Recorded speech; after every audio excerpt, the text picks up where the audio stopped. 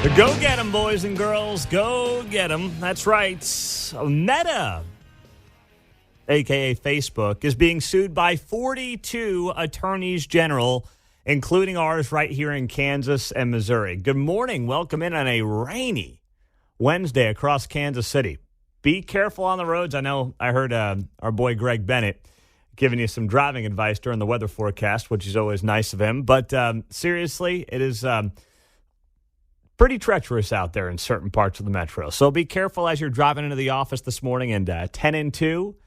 And if it means you can't call the show today, at least for the first hour, that's all right. We'll be here for you. We're going to be just fine. So I saw this news come down yesterday, and man, I was cheering this. There's not much that's bipartisan these days, but if this can be the issue that's bipartisan, I love it.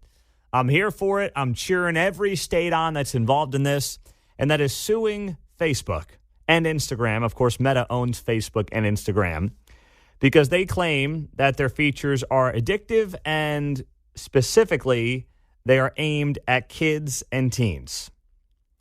Now, you might be of the opinion where you say to yourself, hey, it's my job as a parent to monitor my kids' social media use. And, absolutely, I agree with that.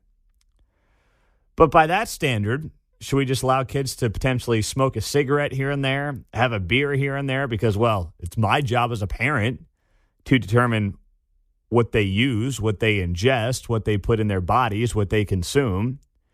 Or do we say, hey, if there are certain things that we have evidence of not being healthy for young people, then maybe we should make it illegal for young people because kids are still kids.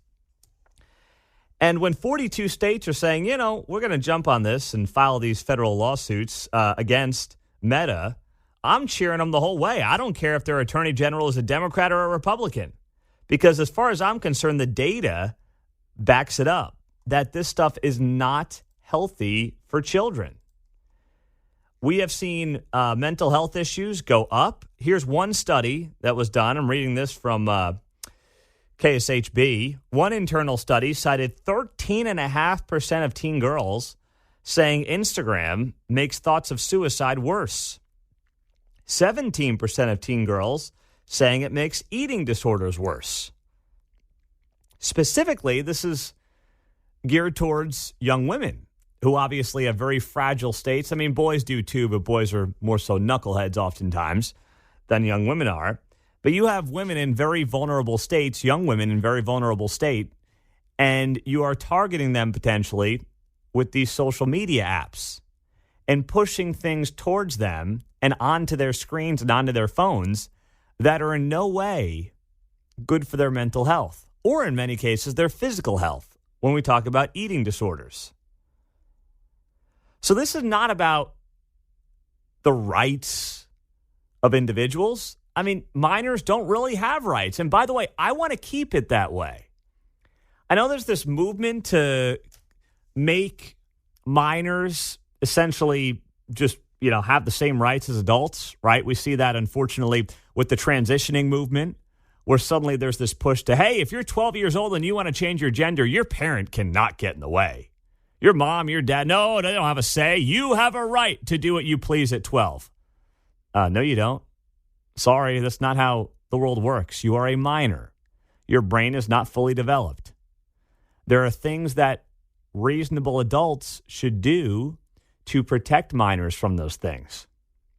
And you can call in at 913-408-7957, and you can have the conversation here on KCMO about why your kid should be able to access Instagram whenever and however he or she wants. And I'll respectfully disagree with you. I will, because data point after data point suggests that this stuff is targeting kids. It is addictive for kids. They don't know how to maintain and kind of keep an arm's length on social media. Heck, adults don't. How many adults do you know? I mean, yes, I understand, like, here at KCMO, part of our job is to share things on social media and keep you posted on what we're doing on the show. So we remain active on social media. But how many people do you know who are, posting nonsense on social media dozens of times a day? They can't put down the phone. Now, with adults, there's only so much you can do. But at the very least, we can protect our kids. And we should protect our kids. And I don't care what the motivation is behind some of these attorneys general. I'm sure Democrats and Republicans have their reasons for doing this, and I'm sure their reasons differ depending on who you ask. But as far as I'm concerned, they're doing the right thing. And when Kansas and Missouri is on the same page as Massachusetts and New Jersey, it's pretty rare these days that those 4 states would have anything in common outside of being states themselves. When they have something in common, I'm here to root for it. I'm here to cheer that on. And I think this is a great thing for both of our states, and I'm glad both of our attorneys generals are in the mix, and that includes Andrew Bailey, who's going to be on the show this morning in 2 hours at 8:05. John? Here. And to your point, those states, the only thing they had in common was a couple of vowels. Right? Yeah, that's right. Until about yesterday yeah. when they decided, you know what, we are all going to jump in on this lawsuit. So you had 33 states who did a federal lawsuit, 9 other states and their attorneys general filing in their respective states. That brings the total number of states taking action to 42. I'm fired up about this on a Wednesday morning. I saw this when it came down yesterday late afternoon. I said, boom, there's my lead. I can't wait for this. And, if you're a parent or a grandparent, we'll be talking about this throughout the morning at 913-408-7957. I want you to be in on the conversation here because something tells me the libertarian side of this audience, I can tell, is going to be skeptical of this. You're going to say, hey, no, that's on me as a parent. Like Mark, he just got his oldest a cell phone. What was that? Gosh, that was Christmas last year, wasn't it? Yeah. All right. Any regrets as of right now with that phone? No, we still pretty much control everything on it. There's no social media or anything like that. She's what, 10, 11? Yeah, and we have to approve any time that she wants to add somebody's phone number or anything like that. So, yeah, we're on top of all of that. All right. So you are trending in the right direction. I mean, I shouldn't say you. I should say the entire process is trending in the right direction.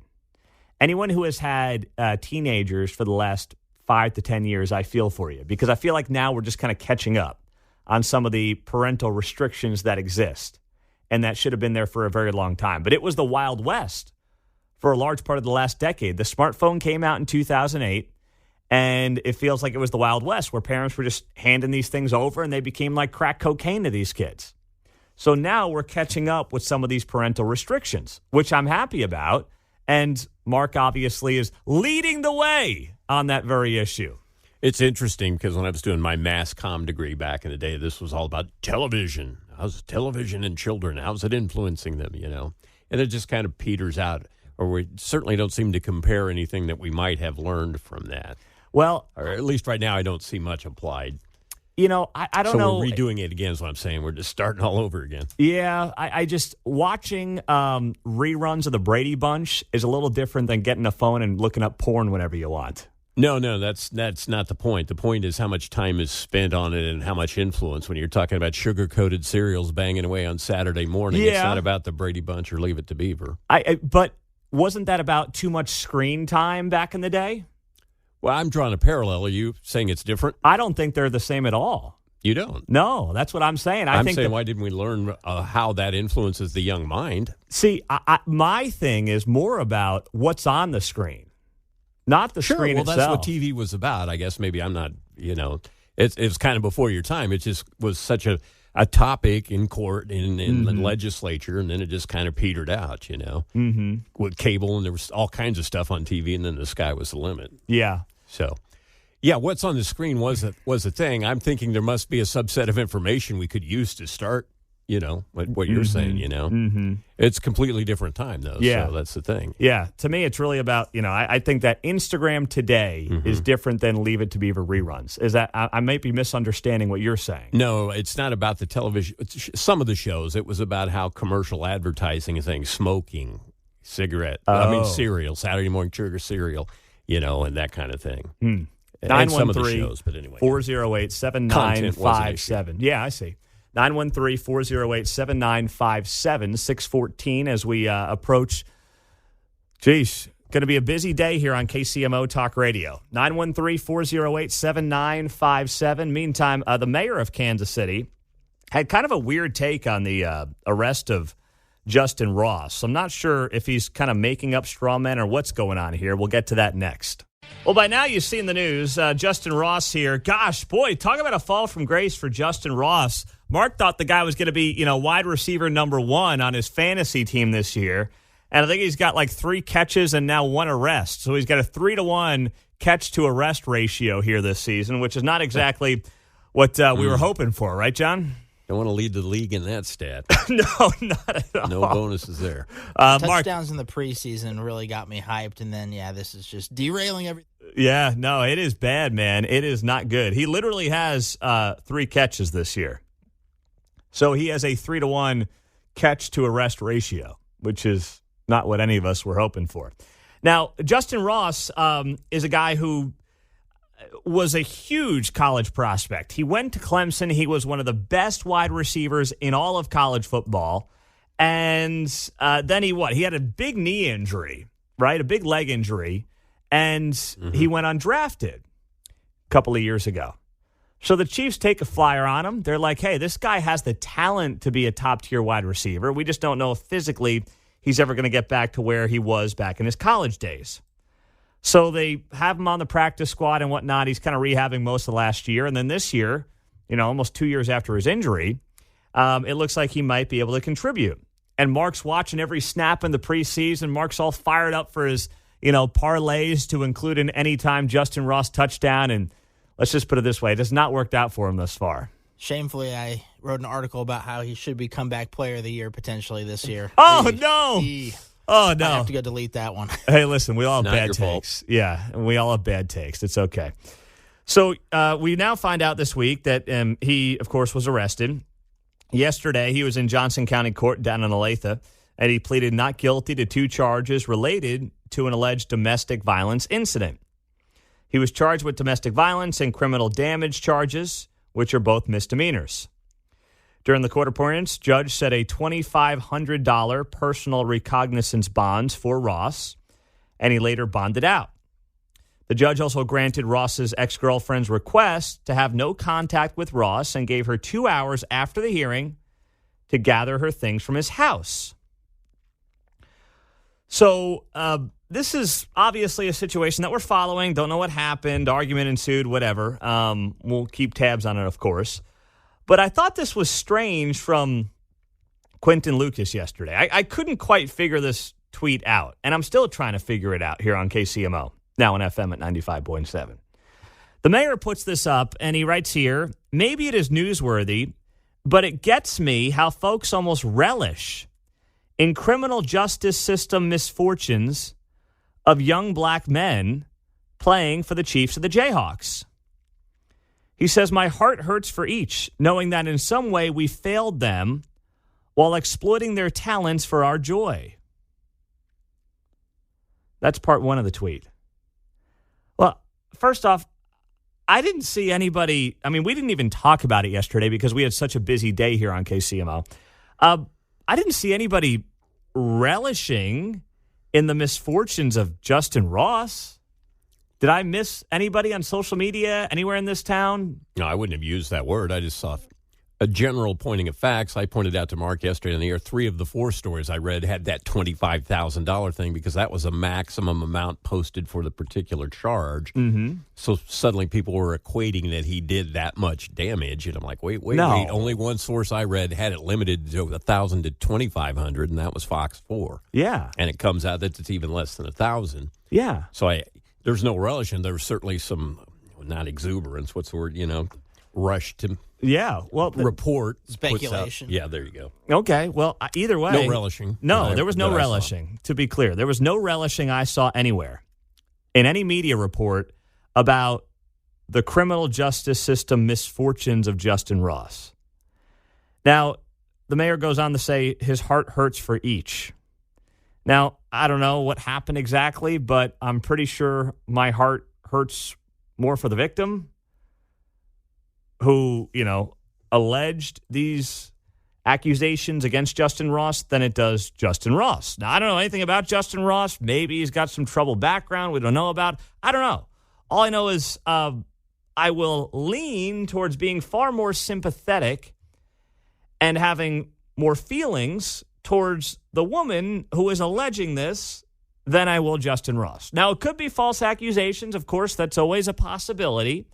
But right now, if my heart is hurting for somebody, it's a woman who felt like she was in danger, not the athlete who allegedly put the woman in danger. And then he goes on the note, my heart hurts for each knowing in some way we failed them. Well, I didn't fail Justin Ross. Did you? Oh, no, you didn't? Okay, I'm just kind of making sure we're on the same page here. Did you fail him, John? I thought a local organization provided him an opportunity. That's what I thought, too. Seemingly. Yeah. The guy had no NFL future. He was undrafted. The Chiefs took a flyer on him.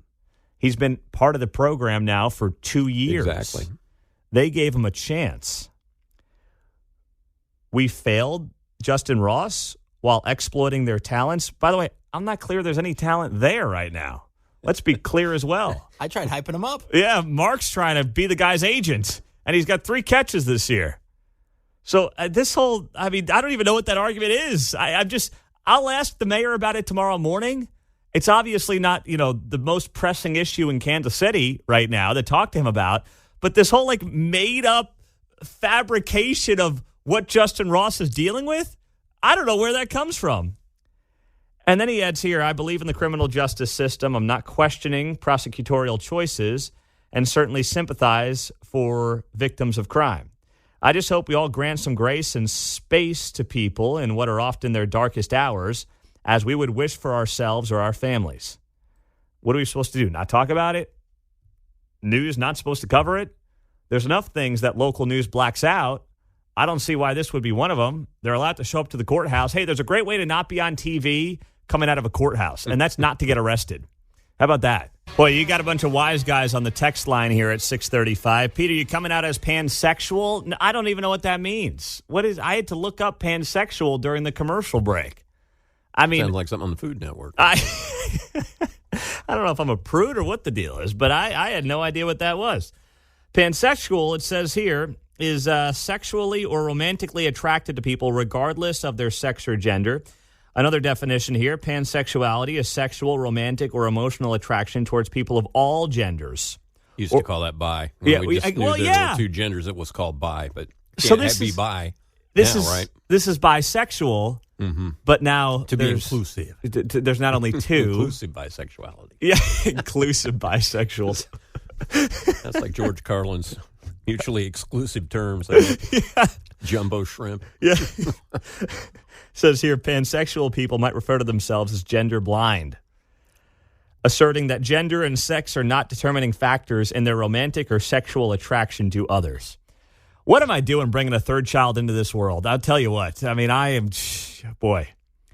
crazy. We need people like you to set certain markers. There will be moral compasses still out there in the universe. Maybe that's it. It is. Mark's doing that too, of course. He's got his 3rd coming in December.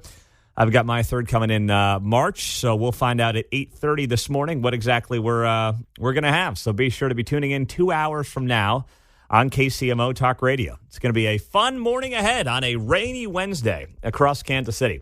I've got these 2 massive ash trees in my backyard, and I love them, but then this time of year I hate them because they were green 1 week ago. 1 week ago today they were green. By Friday, they started turning colors, and now with the wind and the rain from the last 2 days, I've got 10 leaves left in the tree. So I have got myself a ton of work to do over the next few days. The problem is it's going to rain until Sunday, so I don't know when I'm going to do any of this. But anyway, pray for me as I go figure out how to do my leaf pickup because, man, you can't even see my grass, and they just started falling 2 days ago. Well, of course, Mother Nature's going to help you out with this rain and paste all those fallen leaves together so that you're breaking up muck and 10 tons of leaves. Yeah, you're right about that. It looks like I might have an opening this afternoon if I want to do something. But geez, who wants to do any yard work on a Wednesday anyway? That's not a fun day to do any yard work. Sheesh.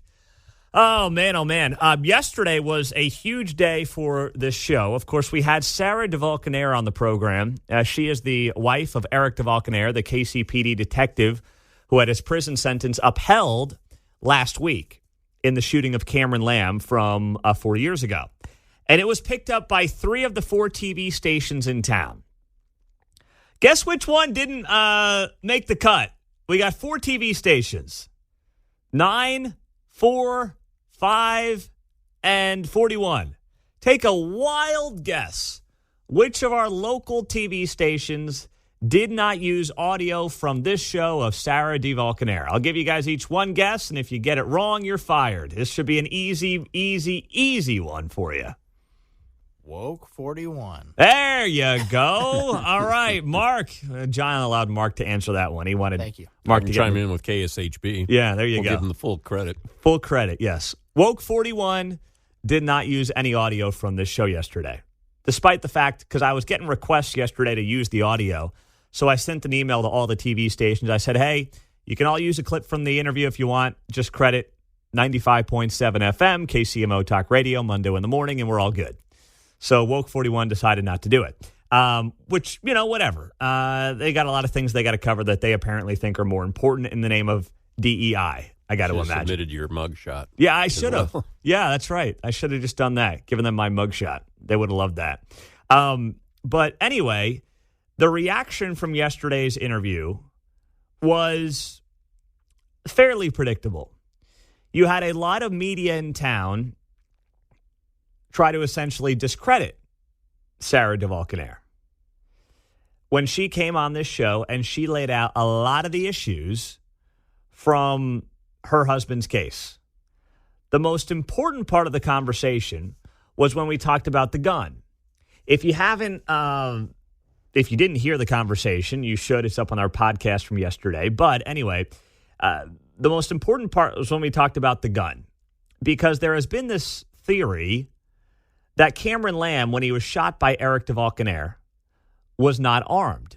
DeValcanaire says he saw a gun on Cameron Lamb, and that's why he shot him as he was raising that gun towards DeValcanaire's partner.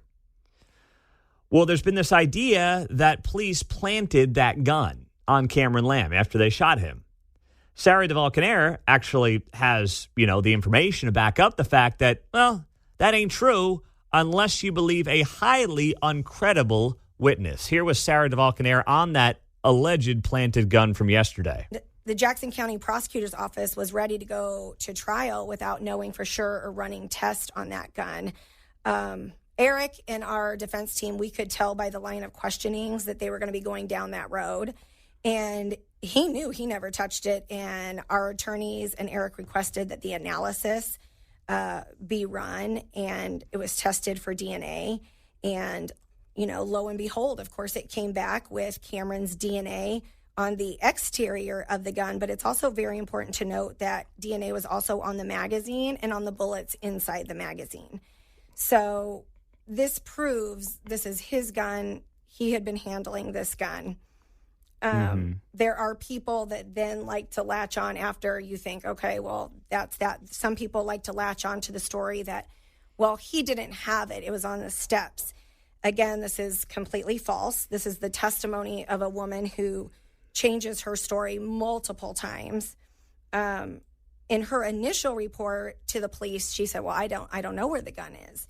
In the deposition, she still stated, I don't know where the gun was.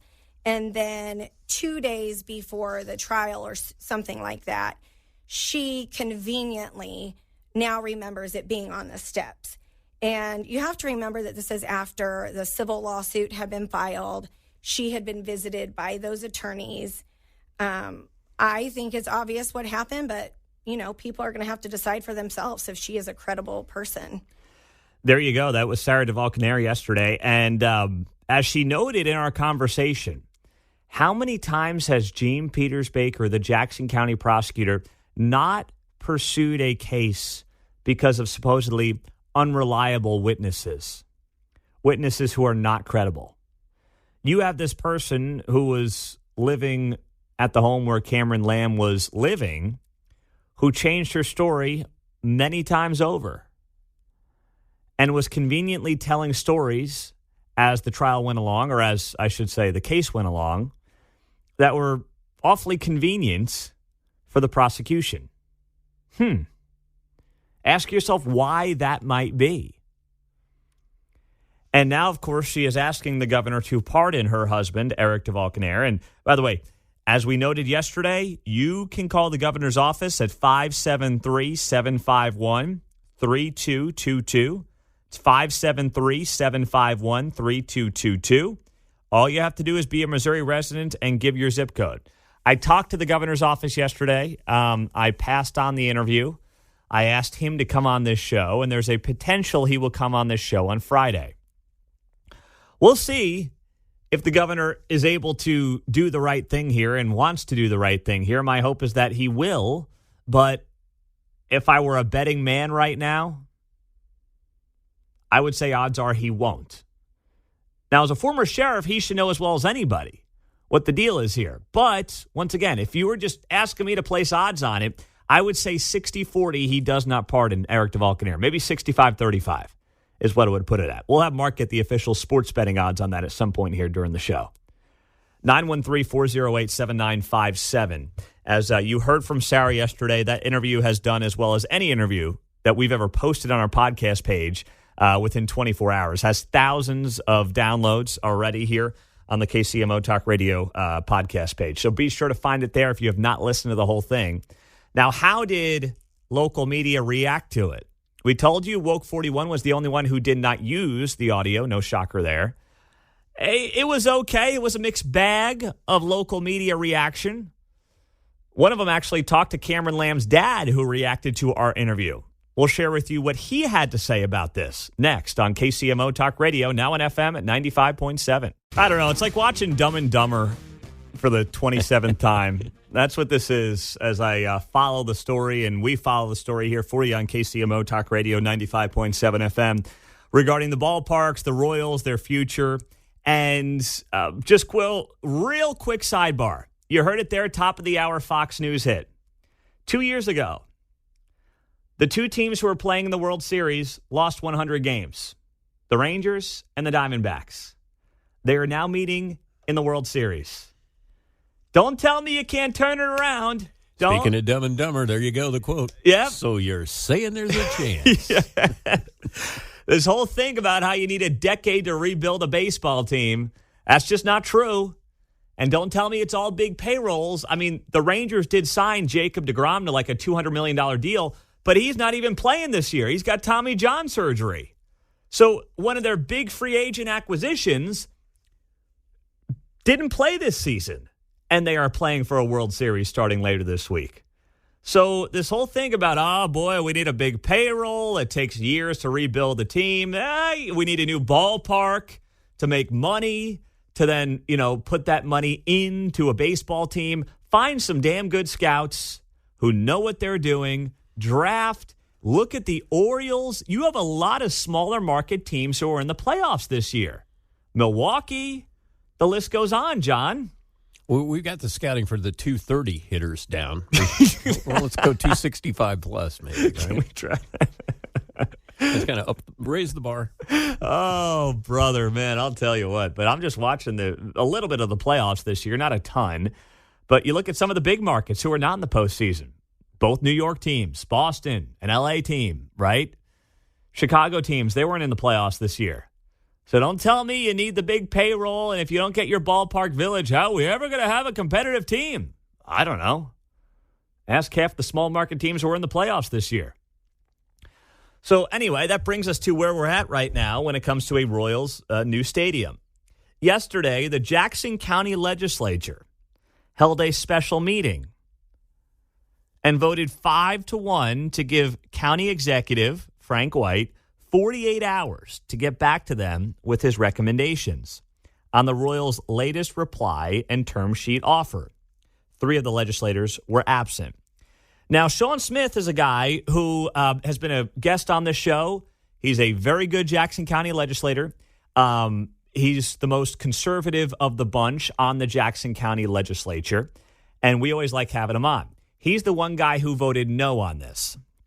And the reason he voted no, he said here, is, quote, we say we want the county executives to perform due diligence.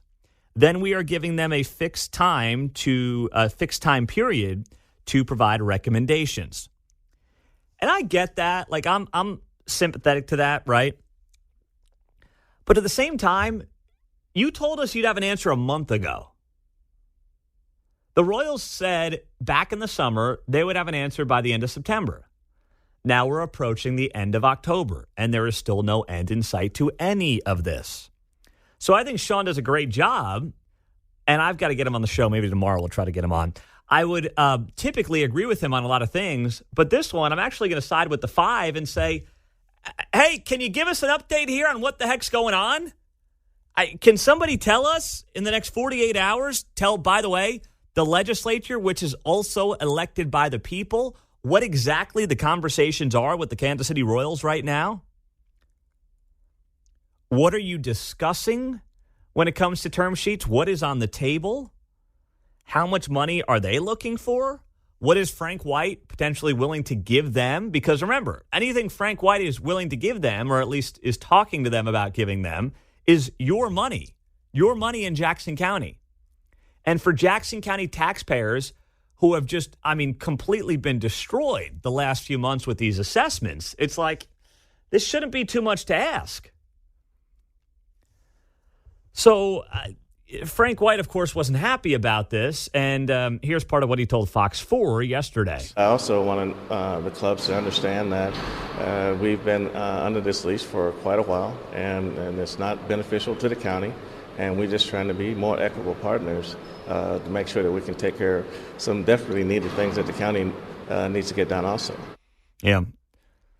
Very well said there by Frank White, real wordsmith, Brilliant insight. He just figured if I get the word equitable in here, they'll get off my back, That'll sound, current. Exactly. Geez, he went to the Corinne Jean-Pierre School of Speech there. Holy cow. But I don't even know what that means. I'm going to read you the quote again. He says, I also want the clubs, meaning the Royals and the Chiefs, to understand we've been under this lease for quite a while. And while it's not beneficial to the county, and we are just trying to be more equitable partners to make sure we can take care of some things, the county definitely needs to get done in the county. What the hell is that?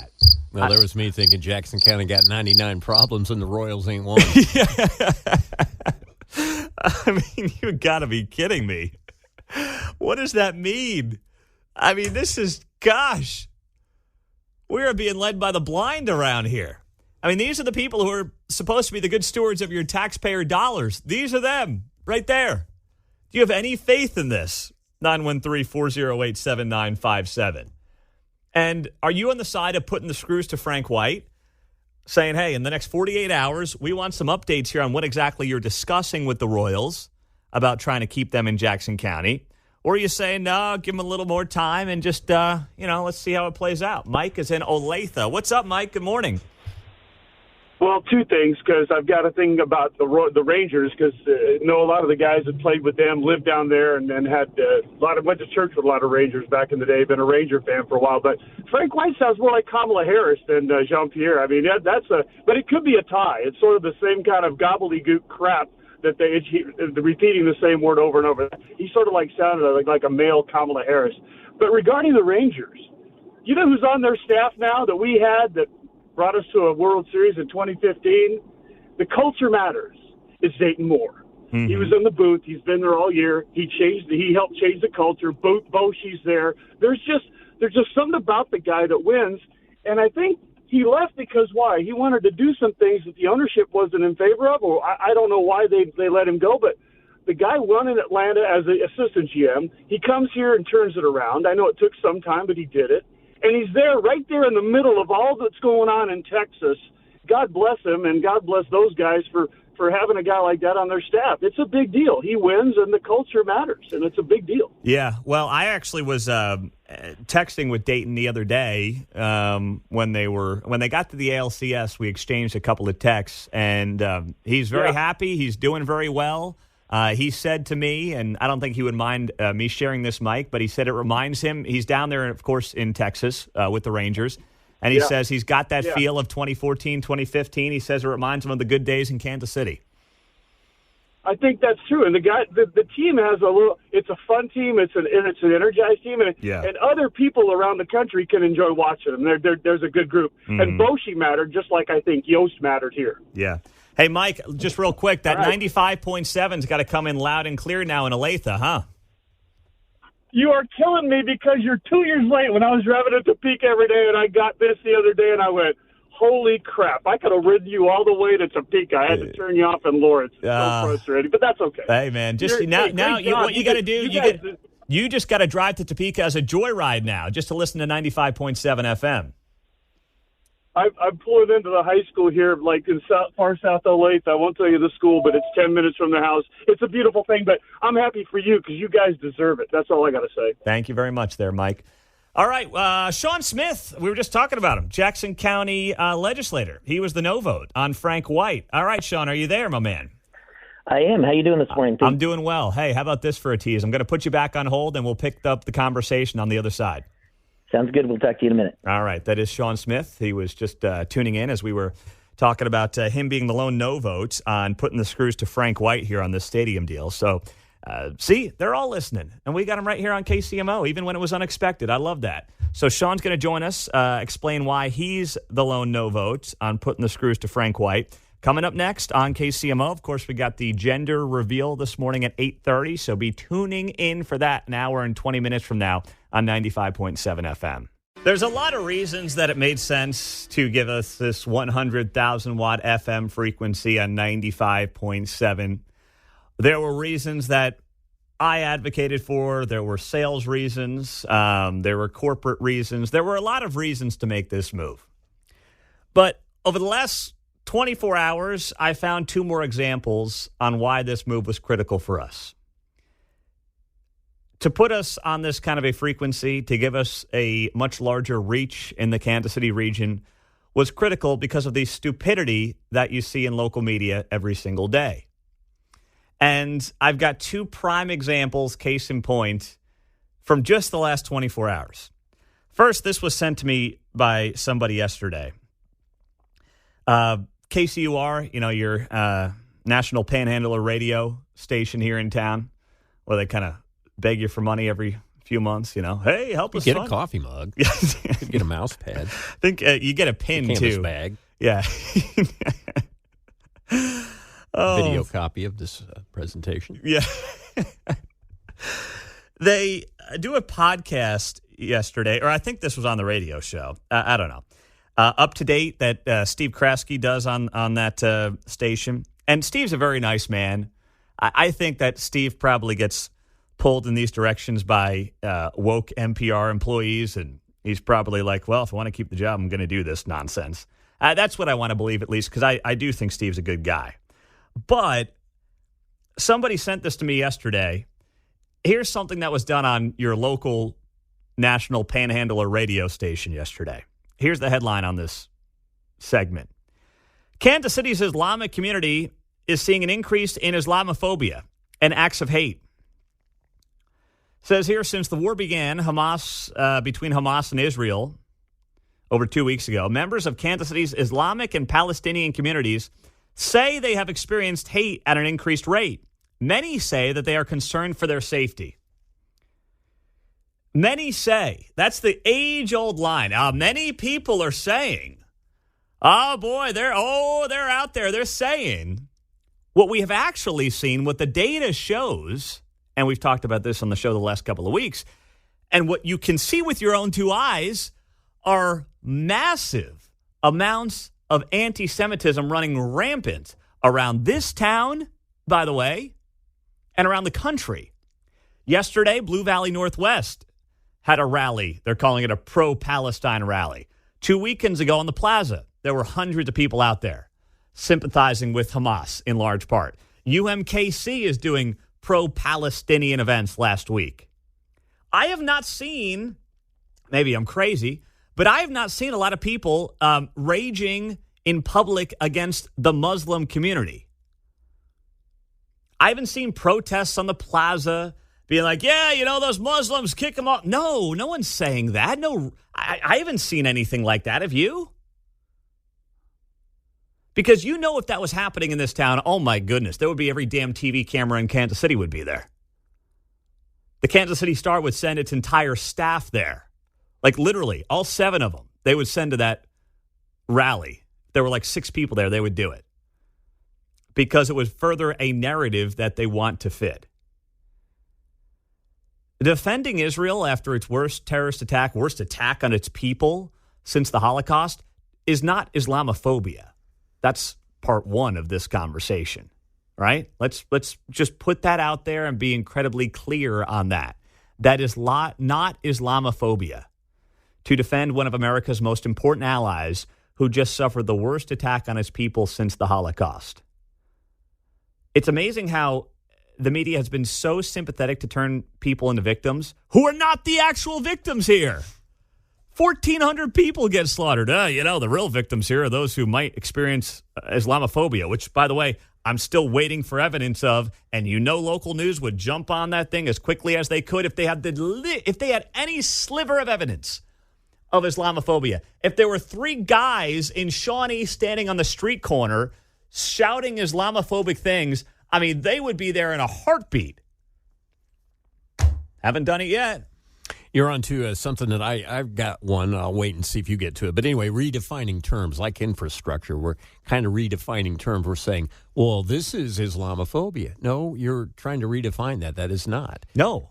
My point was disagreeing with someone is not hate speech, and I'm kind of wondering if we're now trying to pull in like infrastructure, any dissenting opinion is hate speech. Well, I so think that that's we can true. Tally up the figures. I think that's very Somebody true. yells at him, "Hey, I don't agree with you." Yeah. Oh, you hate me. Speech. Yeah, hate speech. No. All right. Well, I'm going to have you guys listen to the podcast. I'll pay you overtime for it. I'll give you hazard pay, but I'm not listening to it. But I'm just like, what are they doing on NPR? And then you got this in the Kansas City Star. And this guy has actually been on our show before, Darren Edwards. He's a pastor here in town. And the Kansas City Star published this big opinion piece headlined, "As a Christian, I support Israel.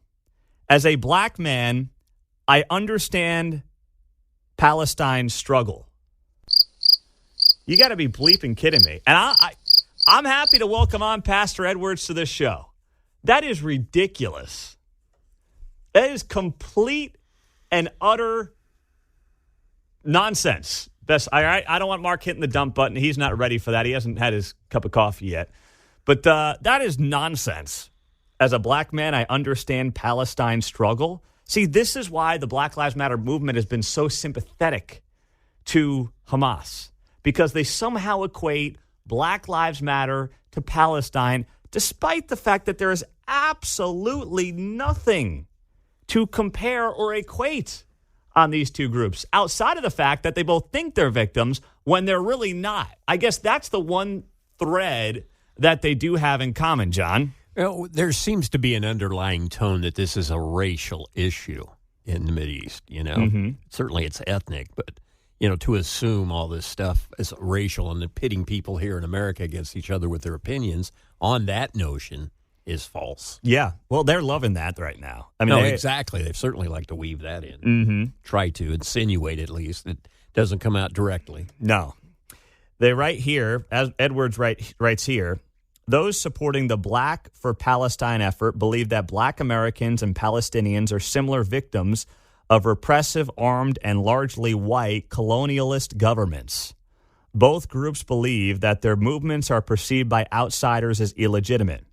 No, they are illegitimate, and share a narrative of dehumanization, oppression, and resilience.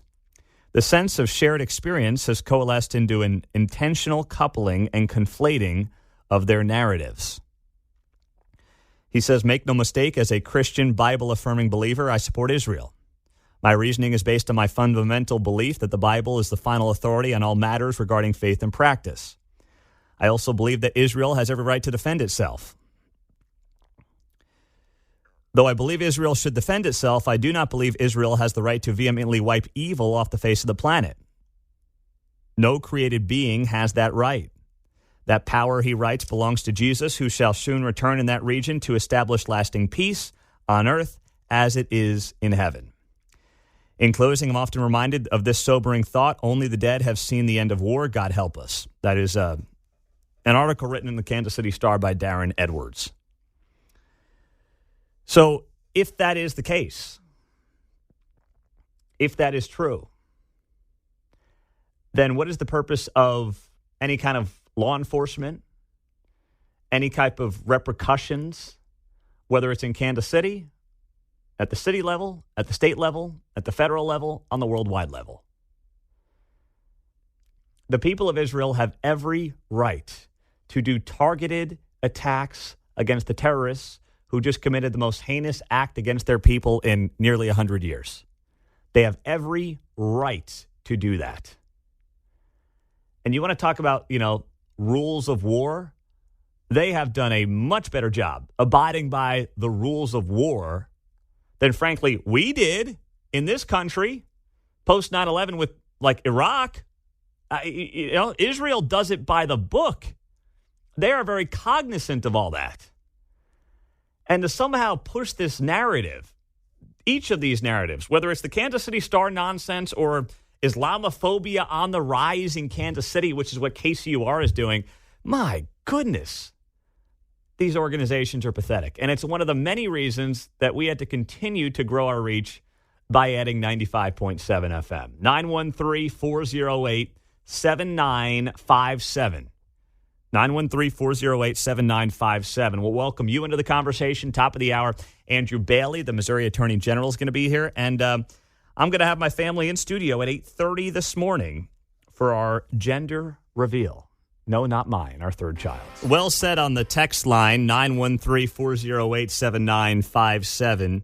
Pete, not only does Israel have the right to defeat Hamas, they have the responsibility to totally defeat them. Also, Pete, congrats on your efforts to repopulate the country. Yep. One kid at a time. That's all I can do. One young conservative at a time. Yeah, we'll see. That's coming up at 8:35 this morning. But this is it, all right? We repopulated 50% more than the two of us. So we've done our job here, and now it's up to the rest of you. It's up to the next generation. That's all I can say. Victor is in Parkville at 7:51 on a rainy Wednesday morning in Kansas City. What's up, Victor?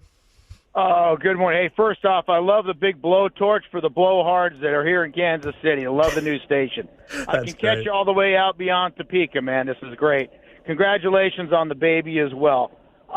This whole thing is going really kind of bonkers for me. I mean, I grew up in a predominantly Jewish neighborhood in the San Fernando Valley outside of L.A., and I do not understand the hatred that people have. And would somebody please explain to me how the ancestral homeland, going back over 2,000 years for Israel, how can they be a colonial power?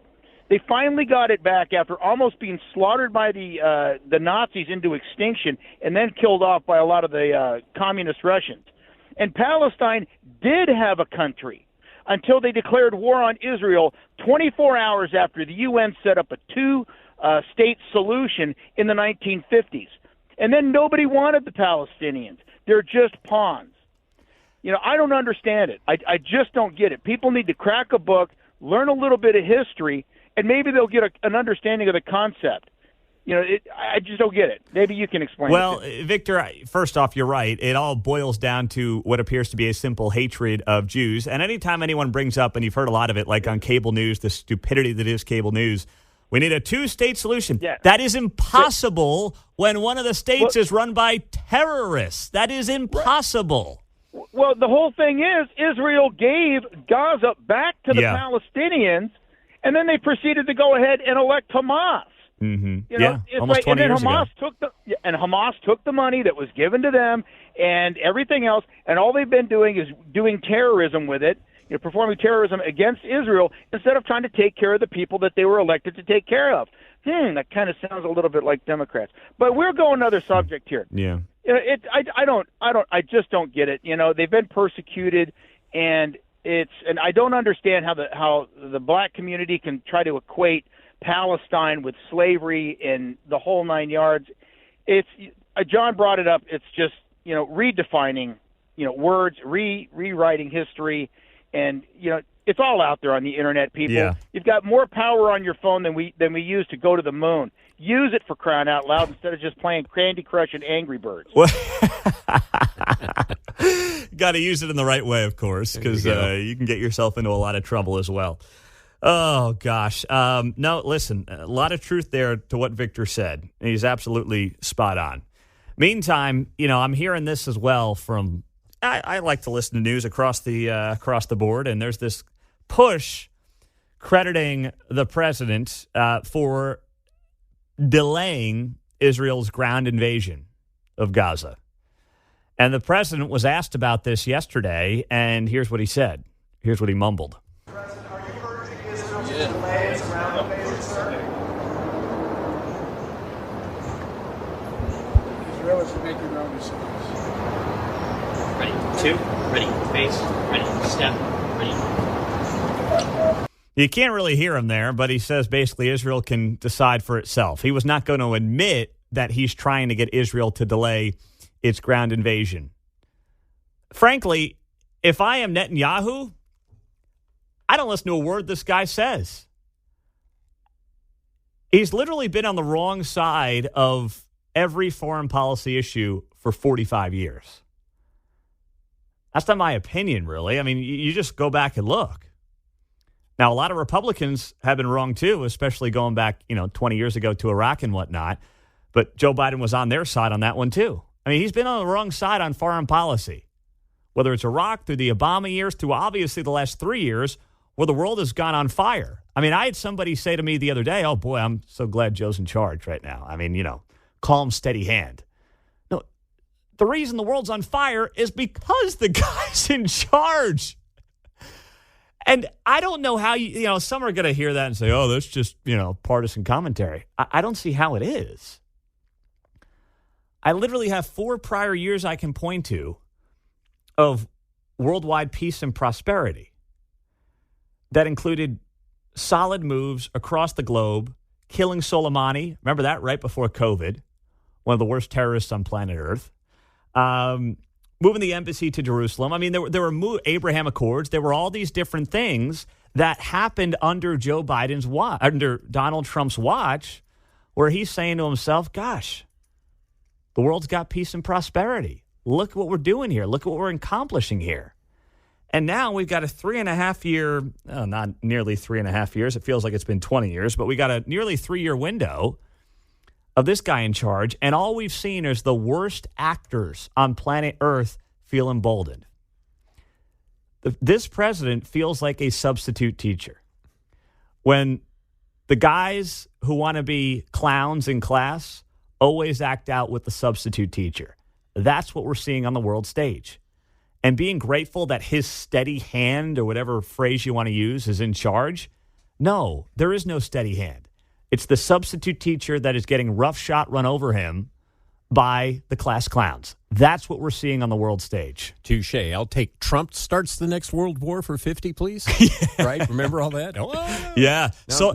Yes. Boom. Yes. To your point, there was none of that. And where are we today? Yes. Remember killing Soleimani? Oh, that was going to upset the communities. And, World War III right around the corner. Better not confront what's his name at the North Korea border. Yes. So true. So true. Coming up next, Missouri and Kansas, 42 states are going after Facebook. The Missouri Attorney General will tell us why, and then we got our gender reveal at 8:30 on KCMO.